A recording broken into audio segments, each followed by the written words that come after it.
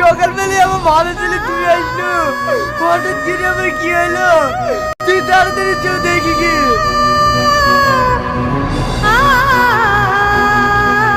Madam, আমার ছেলের কি হয়েছে? আপনার ছেলের অ্যাপেন্ডিসাইড হয়েছে, এমার্জেন্সি অপারেশন করতে হবে। আপনি তাড়াতাড়ি 10,000 টাকা জমা করুন। 10,000 টাকা? ঠিক আছে, আজকের মধ্যে আমি ব্যবস্থা করব। রাজেশ ভাই বাড়িতে আছি? হ্যাঁ আসি। তোর কি ব্যাপার রে, তুই কাজ শিখে নে?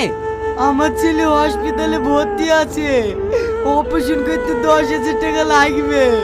তুই ধার দে না, তোকে 1 সপ্তাহের মধ্যে ঘুরিয়ে দেবো।